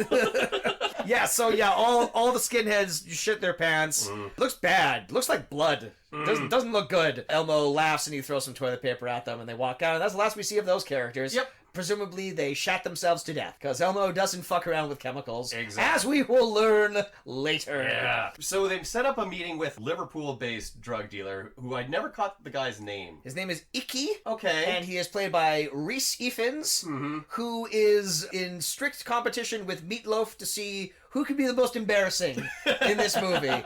Rhys Ifans, of course, he was in Notting Hill. The year before he made this, he was Adam Sandler's brother in Little Nicky. Okay. And he must have come straight from that set, because he has the exact same hair as he had in that movie. Yeah, and he just plays like another flamboyant drug dealer. I like Rhys Ifans a lot, but when he's too much, he's a little too much. Yeah. And he's definitely too much in this movie. I mean, fucking at one point, apropos of nothing, rips his coat up and we see that he's wearing bra and panties. Yeah, I mean, that's fine, but it's just like, how are we supposed to make like this drug dealer wacky? Oh, he's into like Eastern meditation or whatever, and we will include like a bunch of scenes of him like meditating or whatever, and he's got like one hanger-on who has like a weird squeaky voice because I guess that's comical. And hey, talking about Guy Ritchie knockoffs, that guy's the dude from Snatch. Which dude? The big guy who's on the poster, who's like the driver. I'll show you the poster for Snatch, and then you'll instantly know who I'm talking about. But he's the guy. He's the guy with like the squeaky voice. That's like Tyrone the getaway driver. Tyrone the getaway driver. Yeah, that's who he is. Oh, yeah. Okay. Yeah. Oh, and he just has this nothing little part in this movie, but it's all like, hey, we're making a Guy Ritchie knockoff. We gotta get one of them. Gotta get somebody get some credit from one of these movies, and Tyrone was the only one who was available. He's fast when he wants to be. So they set up a meeting at this rave where Samuel Jackson gives up formula, or he agrees to give up the formula, and also just like sell the formula. To sell the formula, yeah. And then he just like hops onto the big stage at this rave and gives away the drug for free. This is a terribly written scene. It's awful. This doesn't make any fucking sense. It does tie into, I guess, a twist that happens near the end of the movie, which we'll get to. But on like a surface level, Icky must be the world's shittiest drug dealer. Because this guy comes in and says, like, I have like this amazing new drug. I've thought it up. I'll give you like the formula for it so you can like mass produce it, and then you'll pay me like $20,000 or whatever, and then more than that, and then whatever. million or whatever, yeah. And then he lets the guy go out into his club, make this big speech, and then just throw the drug everywhere for like, I guess, product testing or whatever. And then everyone takes it, and everyone just continues to dance the way they were dancing before he gave them the drug. And then Reese Ifans comes over and is all like, oh, we're gonna make so much money, oh, it's a deal, baby, or whatever he's doing in this. And it's all like, this proved nothing. This didn't prove anything. Yeah. Everyone's doing the same thing they're already doing. They were already high and dancing when the scene started. They were already on ecstasy, and he just gave them like a stronger amount of ecstasy, and they just continued to do the thing that they were doing, which maybe is a clue, perhaps. I did appreciate how the soundproofing in this VIP room. I really appreciated. You could not hear the club music. No, you could not. Well, that makes sense, I think, for like criminal kingpin. You know, you want to be able to conduct business while people are dancing around and whatnot. Yeah. Oh, keep things going. I'm gonna get some more water. Sure. So Dakota shows up at the rave and she distracts Felix. Dakota Fanning? No, Dakota from this movie. Okay. All right. Dakota shows up at the rave to distract Felix. They have like a what seems like a very tender moment where they profess that they miss each other and that they never should have broken up and they want to get back together. Which I was like, I did not expect Robert Carlyle's character to be like the emotional heart of this movie. I did not expect this movie to have any kind of heart. But well, especially when his first scene, he's playing like the most unlikable shitbag you've ever met. And then, for the rest of it, it's all like, no, we're supposed to like Felix. And like, we are? Okay. Because from the get-go, you're not meant to like this guy. He's obnoxious. He plays that up. He wants to be obnoxious. Yeah, it's Robert Carlyle. It's fucking Begbie from Trainspotting. He's a fucking... He plays psychopaths. Before this, he played a Bond villain. Like, I'm sure he can play like nice guys that you want to go get like a beer with, or whatever. Even like his nice guys, like his dad in 28 Weeks Later. God, that's a great movie. You know, like he plays flawed characters. He's good at. I'm sure he's played like a nice guy once, but like I'm just running through like the Robert Carlyle, like Ravenous. He's a cannibal. Maybe Real he's sweetheart. Maybe he's playing a nice guy. I don't know. I can't think of any right now at the top of my head. But it's all a ruse so she can handcuff Felix to the bar. It's a ruse. Yeah, cops show up to the rave to bust everyone and chase everyone out of the building. Samuel Jackson escapes. Dakota goes after him, but I don't know, gets the drop on her or something, and she's about to fall off a building. Catches her, and he says like, "I'm getting out of this life. You should get out of this life too." And in this moment, she's trying to like negotiate. When she is literally in no position to negotiate. She is holding onto his hand to save herself, and he's like, I can let you go, or you can give up the life. Well, but he respects that. He respects that even though he's got her over a barrel or whatever, she's still trying to negotiate for more money. So like, I like that. I like that sort of like attitude. And then he like pulls her up the ladder, and then Kane shows up. But he doesn't know that Dakota's there, and she, surprise, she pokes her gun out from his kilts. I'm all like, oh, I guess that's the end of that character. No, because Elmo just punches him, and they leave him for dead. He's, you know, like, you had to drop on him. Yeah. He didn't even know whose gun that was. Yeah. It's like... Between his legs, a gun showed up. Like, what? Even if he survived that, like, what's he gonna say? Like, Samuel Jackson's penis shot him, and then he lived to tell the tale. I mean, he can survive a car crash. He can probably survive anything. He's a very tough character. Yeah. Did we mention the scene where Kane kidnaps the other drug dealer? What's his name? Durant. And he ties him to the bottom of a... It's a suspended freight crate. And, you know, they're interrogating him, saying, like, what's the plan with Elmo or whatever. And he's, okay, I got all the information I need from you. And he goes to his wimpy partner. Okay, drop him, let him go. And the wimpy guy says to the guy holding up the freight, okay, release it, drop it. And he slams it down and kills him. Yeah, and he just, like, I did not explain that well, but, yeah. Well, no, I mean, no, you know what? I think you explained it beautifully. Okay. And of course, the fat cop gets blamed for it because he's fat, even though that wasn't his fault at all. He wasn't at the controls. Yeah. But anyway, that's more scenes of Kane being evil. He interrogates Felix, which I assume is supposed to like set up that I need you to like betray Elmo because I see you guys are in cahoots. Yeah, they got like it adds some tension that goes nowhere to the last scene. Yeah, because it's all like, oh, is Robert Carlyle gonna flip on Elmo? Nope. No, not really. No, he doesn't. He keeps up appearances for Kane's sake, but he never truly does. And yeah, and there's like a pointless scene where both Reese Ifans and Robert Carlyle get arrested, but they get let out almost immediately, and Robert Carlyle steals his lawyer, Icky's lawyer's car. Yeah. That's a sentence I just said. God damn. So now he's got like another cool set of wheels. Is it around here that the lizard phones Elmo from an airplane? Yes. Okay, it was around this point in time that I wrote the note, how much time has passed? Because we established that this is all taking place in one day. Because early on, Felix is saying there's an important football match that's happening tomorrow. And yet, over the course of one day, the lizard has managed to survive a building explosion, drive to the airport, and then get on a flight. The flight from the United States to England is like 12 hours. 12 hours. Yeah. There's truly no way the lizard could get to where he needs to be by the film's climax. I mean, the rave scene takes place at night, so I'm going to assume that this whole movie takes place over the course of 24 hours. Right. You know, maybe like 30 hours, because it starts in LA, and then he hops a plane to the UK. But he would have had to have gone straight from the burning wreckage of his building straight to the airport. Yeah. Like he could not waste any time. Bad time management. Yeah. Unless he's a drug dealer, so maybe he has like a private jet or whatever. But I don't know. I don't know. This is me connecting the dots that the movie hasn't. Yeah. So Elmo, Felix, Dakota meet up at Felix's mom's house, where they hatch a plan. They hatch like a double cross against Icky. Yeah. Dakota is not wearing pants for some reason that's never explained. Look, I'm not complaining about it. Emily Mortimer, She's a pretty lady. She got a cute tushy, but I don't know why. She's just sitting at the table with his mom, not wearing pants. Yep.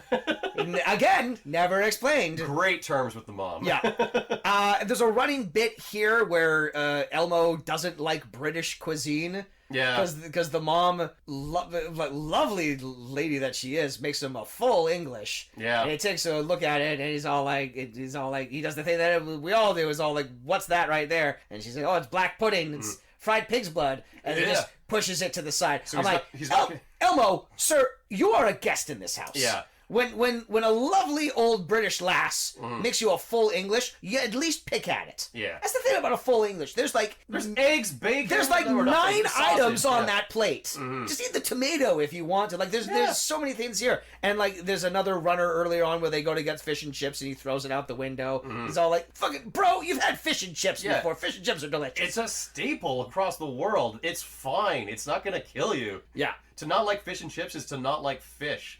Look, he doesn't like the fish and chips, he doesn't like the full English, or he just doesn't like the black pudding, which is fine. Black pudding is an acquired taste. But like, at the very least, show us what Elmo does like to eat. Because we don't know anything about this fucking character. Does he eat? Yeah. It doesn't seem like he eats food at all. It's a nod to the one American criminal character in Snatch who keeps going back and forth to England, and when he comes back to Farina? Yeah. Anything to declare? Yeah, don't go to England. Yeah. Something like that. Americans don't like England. British food's delicious. I just wanted to say that. So they set up the place where they're going to do the exchange for the formula. Samuel Jackson says, like, well, we're not making a deal in all like the cliche places, and he lifts off like at the docks, at the warehouse, at the rooftop. And all right, let's finish this deal. My sentiments exactly. Any particular venue? No airports, no hotel rooms, no dockyards, no barges, no pharmacies, no animal testing labs. No rooftops. No abandoned warehouses or rave clubs. So we're going to do it in a very public space with a ton of witnesses, so we got to go to the football game. Yeah, and Felix is happy because that's where he wanted to go in the first place. And then him and Dawn have sex in a bathtub? Yep. A full bathtub! Yeah. A lot of their clothes still on. Yeah, I don't think the bath was full. No, before they had sex. They made that bath for the purpose of getting in with their clothes and dry humping. Yeah. It's very bizarre. Like, sex in the shower is awkward enough on its own. To do it in like a full fucking bath. I tried. It doesn't work. Do you know what happens? Fucking water goes over the side. You have to fucking spend like an hour cleaning it up. Gotta mop that up, yeah. And it's even punctuated by them, by their butts. Oh yeah, bumping against like the rubber ducky. Oh, rubber ducky, but it's the type of rubber ducky that clearly is a toy that doesn't squeak. That's just the Foley effect that they put in there. Yeah. It's very dumb. Very dumb scene. Yeah, so they go to the very public place to get to do the deal, and this public space that they insisted is the private box. Right, of course. So much fucking sense. Yeah. Obviously, it's all like, okay, well, like, are they gonna do like the drop like out? Are they gonna like leave this location? No, the ending of the movie takes place inside this private box. Yeah, and which Icky has reserved completely for himself because he doesn't have any goons or henchmen with him. Yeah, Tyrone. What happened to Tyrone? Yeah. Tyrone was around. I don't know, but hey, Tyrone, he survives the movie. So he yelled at him because he's trying to teach him how to to do like yoga. That was one straw. That was one straw too far. Yeah, and he's all like, "Fuck, I'm gonna go be in better movies than this." I don't need. You think I need the 51st state? This is I've been snatched for God's sakes. And this is where we get the title drop. Yeah. Yes, because the lizard shows up. Yes. Global partnership? My ass! My money is on good old-fashioned American monopoly, you son of a bitch! Besides, England ain't nothing! Nothing! But the 51st state. We get the impression that like Dakota is betraying Elmo and Someone's Felix. Betraying somebody. Yeah, so she's on the phone with the lizard. Yeah. So the lizard shows up, and we finally get a scene where the lizard meets the lizard. Oh my God, I didn't make that connection. You didn't make that connection until just now that Reese Ifans played the lizard in The Amazing Spider-Man? Wow. That's who that actor is. Wow. He's all like, he walks in the room, he's all like, the lizard. That's not too bad. I'm gonna file that one away for later. I had to make that reference somehow. Because it's so stupid that this character is called the lizard. Congratulations. You're welcome. All right. That'd be a hell of a movie if Meatloaf fought Spider-Man. That would be as the lizard. No, sure. Is that good? Did that joke go nowhere? All right, fine. I'm so fucking tired. All right, cool. So the lizard shows up. He kills Icky, but not before Samuel Jackson mixes them a cocktail, and they all drink the cocktail, and they're very dumb because they shouldn't do that. Well, we should point out that in this moment, after Meatloaf shoots and kills Icky, that's when Samuel Jackson drops the knowledge that, this super wonder drug that I've concocted, it's fake. It's a placebo. It's a placebo, but it's such a good placebo, he engineered a fake drug that will fool all of the drug testing kits that the other chemists do, which is why he was so insistent that a chemist be with them on their first meeting, because he wanted to go through the process of saying, look, you're doing like your chemical test on this and everything, the chemicals are going to turn a certain color, look, they have turned a certain color, that means it's like pure cocaine or whatever. So that's his little ploy here, is that he's made the world's best fake. Yeah, he says it's the power of persuasion that people are convincing themselves that this drug is actually doing something, and that's what he's selling, and that's what which is what either of these crime bosses should have come to the conclusion on their own beforehand if they weren't the biggest fucking dummy, because it's all just good faith. Yeah. We're both going off on good faith. It's all like, all right, we'll pay you the money, you'll give us the formula. How do you know that's the formula? Because they run the... You need him. Mm-hmm. It's like he needs to be... I mean, the lizard has the right idea, because he needs to be in the situation where he was at the beginning of the movie. Mm-hmm. It's not enough that they have, like, the formula. They need him to prove that the formula actually works, and they need, like, another, I guess, chemist along with them to actually, like, verify. That's all, like, yep, B over 12 does, in fact, equal this, you know? Because otherwise he's just selling them... fucking bill of goods. Bill of goods, yeah. But, I mean, like, that's what he ends up doing, but they don't know that. They think he's legit. Yeah. Because they're just dumb, and they both end up dead. Yeah. Meatloaf more so. Yeah. So remember when we mentioned that cocktail that Samuel Jackson makes for them? So, like, he's a super genius chemist, so he knows that when you put this together, it's going to release a time release thing that once it hits stomach acid, it's just a matter of time before the person explodes. Yes. And Meatloaf turns into what a lot of people do with their leftover meatloaf. He turns into chili. Yeah. And he goes everywhere. An absolute paint job in that and they thought box. ahead to bring a big umbrella, so none of them are covered with Meatloaf's blood and guts. Yeah. And fucking, like, Kane busts into the private box just in time to... remember that antagonist? Yeah, what a pointless character. I guess we needed some sort of cop character, but he didn't need to be more of a character than he was. He didn't have to be. But yeah, there were 2 opportunities to kill off this character. Yes. already. Yeah, well, there's this second one, which again he Well, no, it was the he car- comes in the room when Meatloaf is exploding, and I thought like, oh, he's gonna get like the residual thing, but no, he's just covered in guts and intestines and whatnot. And then they all the crooks go their separate ways. They got the bearer bonds or whatever. Yeah, Samuel Jackson gives a cut to both Felix. of them. Yeah, and then they go their separate ways. We got a postscript. Yeah. Yeah. So they say something like, "Oh, Dakota and Felix got back together again, and they were happy for a year or something." I don't remember what it says. They were happy for like a bit. Yeah. Or whatever, and then it cuts over to Elmo, and his postscript is like Elmo. Elmo was never seen again. He was never seen again, and we never found out why he wore the kilt. Which is delightful, because that was my question. Like, in the earlier... We've seen Samuel Jackson in the graduation robes. I'm pretty sure he's wearing pants when he's, like, setting up the trap for the lizard.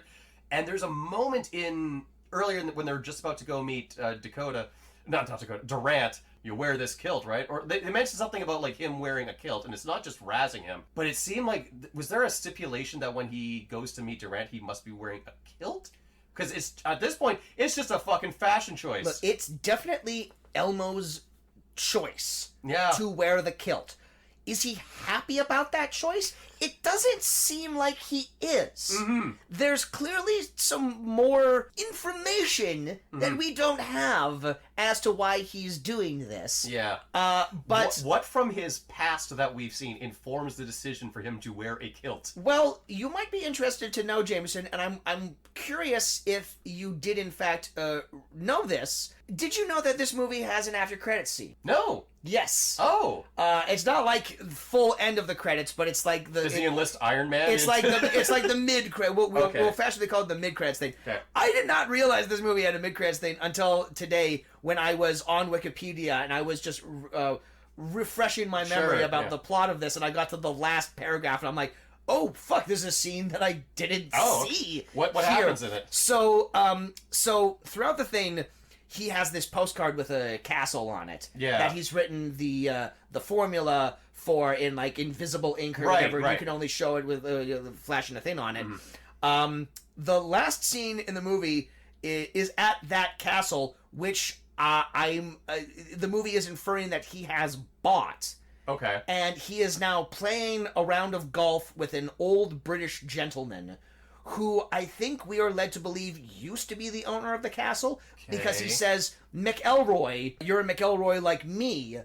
And McElroy Castle. Okay. Like a McElroy Castle or whatnot. And then Elmo says, I took the name McElroy, and like this kilt is like the sigil of the McElroys, who are the family that used to own my family. Oh. So it was this big sort of revenge thing where he now owns the property owned by the people that used to own his family back in the day, is what the movie is telling us.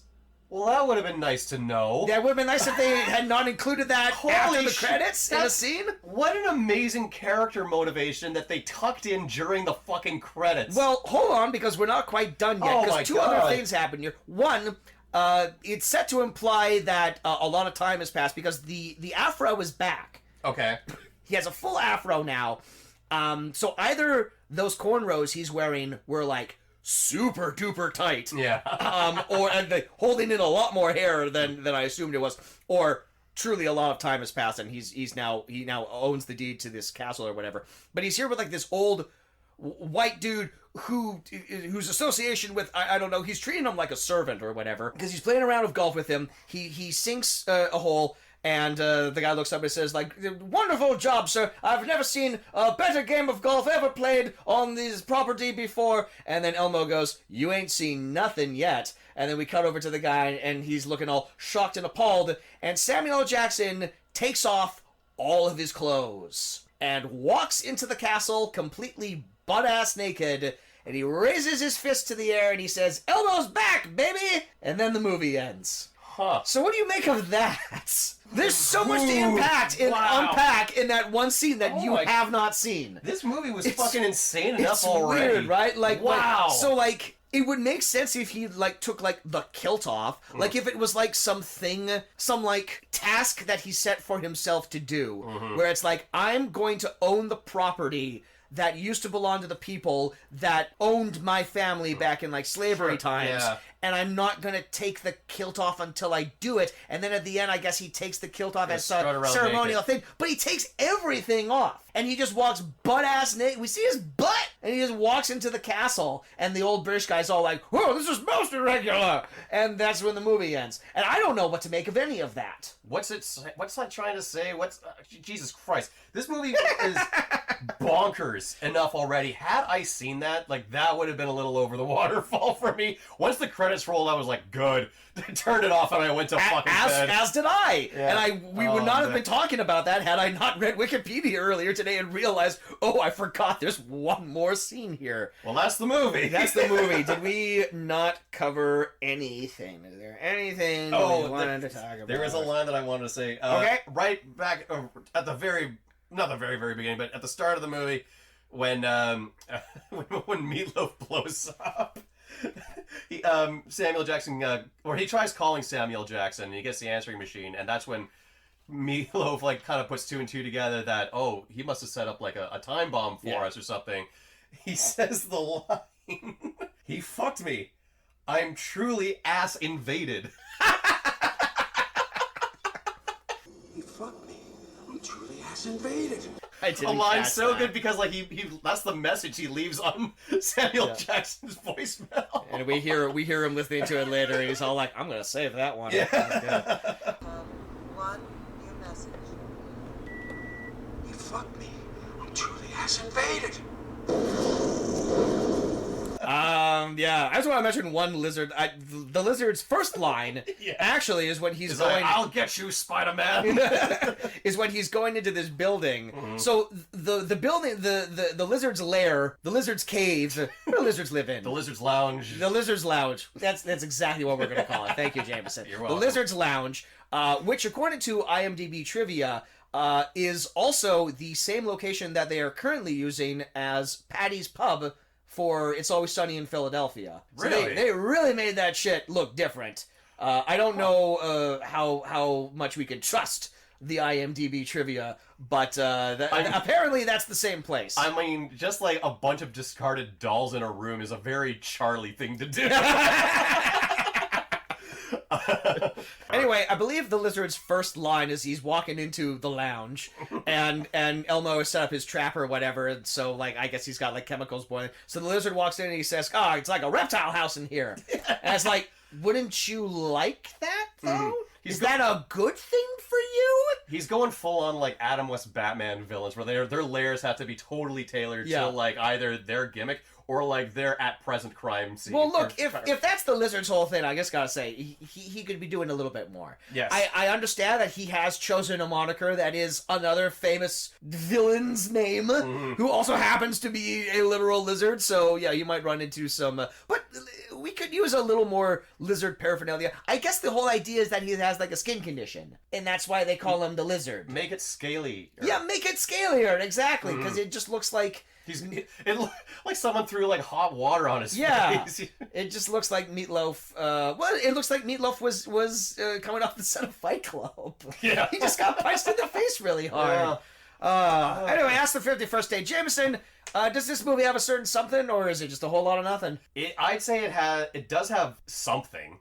I mean, it's not a good movie. It's a very annoying to watch movie. But sitting down and just like taking like it all in, it is absolutely insane the stuff that they throw at you in this movie, in a plot that, you know, once you like break it down, is like very, you know, kind of simple, bare bones for like an English crime movie. And we keep comparing this to a Guy Ritchie gangster movie, but even in those movies, like as crazy as those movies can get, everything that happens in them is all very grounded and within the realm of possibility. Whereas in this movie, an unexplained kilt for like 99% of the movie. A man explodes through like some drug cocktail. There's the running gag of the hemorrhoid pillow and everything like that. An unnecessary scene where a character lights a flare in a pub. You know, like none of these scenes like truly needed to be like set up. But now that they're here, they're like for the most part not explained. I'd say like whatever it is, it's got like a insane charm to it, I guess. That's my 2 cents. I don't know if I'd recommend anyone to watch it, but like whatever tone they were going for, I think they got it. Yeah, it's definitely weird. It's definitely like a weird relic of early 2000s cinema. Like if you want to like take a look at where culture was at this particular point in time, this is a really interesting snapshot. Yeah, like they're taking certain characters and they're trying to give them dimensions, like sound like a broken record here, but in the way Guy Ritchie would with his characters. But the movie as a whole isn't really interested in slowing down and telling you things about these characters. It is reliant on the plot that's set out for itself. And it's like Elmo has a purpose and Elmo wants to achieve his goal, and it's like the only thing he's interested in, and he'll bowl over other people to get what he wants. And when you have like a main character who's so driven, the movie doesn't really have time to slow down the way the screenplay keeps kind of suggesting maybe it wants to. Yeah, or that it needs to. Yeah, which is why we get like these weird little nothing scenes like Icky doing meditation, or Don going to visit his mom, or any of the interplay between the two cops, or anything, or indeed every time we cut away to the skinheads. You know, it's all trying to like add color to a movie that keeps shaking it off and saying fuck off, I don't want this color, get this color out of here. It's absolutely something that you could do with like all of these elements. Yeah. But they just devolve into gimmicks scene by scene. Every scene feels like a gimmick of something that had like the potential with these ingredients.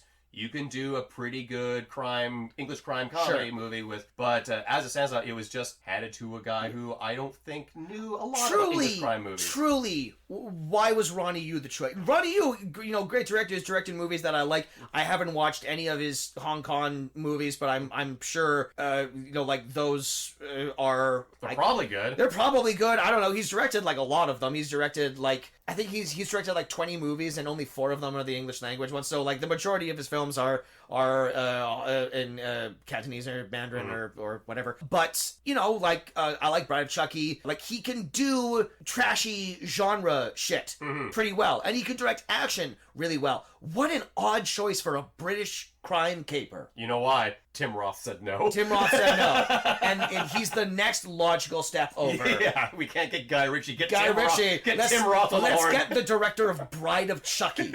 That makes the next logical step. But yeah, anyway, that's the 51st Date, and that wraps things up for Samuel L. Jackson. Maybe in a year or so, we'll do another trilogy. I know Curtis said that he wanted to I don't know if he has like a lot of thoughts on Samuel L. Jackson. He, just like many people, is a fan. Oh, yeah, of course. Well, that's why it's easy to find... Well, I was about to say it's easy to find people to talk about Samuel L. Jackson. We had one. But that was actually more of like a timing thing more than anything else. I mean, like Curtis probably would have been, I guess, but he's on vacation right now. Did we learn anything? About Samuel L. Jackson? Just that he's Did you learn anything? Just that he's the best. Just that he's going to continue to kick ass. And he just, like, even in movies where maybe he's, like, sleepwalking a little bit, like, he does provide just like a warm familiarity. Yeah. He's an actor you like to see. You're always in mostly good hands when he shows up. Yeah, it's probably something that like I never really realized, or like I probably doesn't need to be said out loud. But when he's on his game, he's fantastic, and he can be like he can save a movie, and he can elevate like a really confusing movie like this one. Like we were saying, like one of our favorite parts is when he's dipping his toe back into intense raising my voice. Yeah, I mean that's the thing. Intense Samuel Jackson for no one can command authority quite like Samuel L. Jackson. Like he doesn't always play characters. He doesn't always play high status characters. But when he raises his voice to that octave, to the Samuel L. Jackson octave. Even if he's like not like the boss in the room, even if he has like superiors or whatever, everyone in that room is paying attention to what he is saying at that particular moment. And that's just like a gift he has as an actor. Yeah. Like everyone's like, okay, the spotlight's on him now. Let him work. Someone important is talking. Yeah, and he's the master at this. Absolutely. So, we love you, Sammy. We'll probably dip back in. We can call him Sammy. We can call him that now. We're into this first now. name basis with him now. So that wraps up our trilogy on Samuel L. Jackson. For now, I guess. Next episode TBD. We don't know. What did we say we were going to do? Well, here's the thing. We're getting close to Halloween. We're getting close to Halloween, but to sort of fill the gap in between August, because we do have like a full month, we're going to do something of a guest's choice. We're going to do a run of films, and we're going to leave the actor up to the guest, whoever we are having. Will it be a previous guest that we've had on the podcast before? Will it be new people? You don't know. You have to listen. You have to keep listening. Only one way to you find have to out. stay to the feed, and you have to listen to it. So watch this spot. That's right. Watch it. It's an audio medium, unless you're on YouTube. Which is at the point of what we're talking about. But we're gonna do like a series of guest choices. That'll be like a grab bag of different actors. We're just gonna let them decide who they want to talk to because talk about. Yes. No, we're gonna call them. We're gonna call them on the phone. I'm just gonna call these actors. Absolutely. I have connections. So we're gonna do that, and then after that, it's spooky season. So we're gonna start ramping up for Hallows Eve, but. Jameson, you are on a flight first thing tomorrow morning. 5 a.m., baby. So we should wrap this up, and you can get home and you can get to bed. So that was The 51st Date, directed by Ronnie Yu. If you enjoyed this episode, please listen to our back catalog of episodes under the title The Fuck Is This? You can find them right here when you're listening to it here. You're listening on YouTube. You can just scroll down and all those episodes are there. If you're listening on Spotify and you're thinking to yourself, I sure would like to see like a visual element to this. Guess what? We have a YouTube channel and you can check that out and all the episodes are up on there. We'd like to thank Eddie Lamb for his fantastic theme music. You can follow us on Facebook, on Instagram, and on Twitter. And that would be it. And I can see Jameson is pulling something up on his phone, kind of like I assumed he might. God damn. Oh, he's getting fucking push notifications. God damn it. I put my stuff on airplane mode when we do this so I don't have to get like bombarded with text. Okay. I'm Kaz. And I'm Jameson, and I'll leave you with Ezekiel 25:17. The path of the righteous man is beset on all sides by the iniquities of the selfish and the tyranny of evil men. Blessed is he who, in the name of charity and goodwill, shepherds the weak through the valley of darkness, for he is truly his brother's keeper, and the finder of lost children. And I will strike down upon thee with great vengeance and furious anger those who attempt to poison and destroy my brothers. And you will know my name is the Lord when I lay my vengeance upon thee. He memorized it. He memorized that entire thing that was off the dome. You're just gonna have to believe me. I'm sitting right here. He was staring at the sky, and it was just coming. It was just pouring out of him. Jesus Christ! At this moment, after like the last fucking month I've had, like that is legit rage, and I totally get where he's coming from. Good night, everybody. Good night, everybody. Sleep well. What's my sign off? Thanks for listening.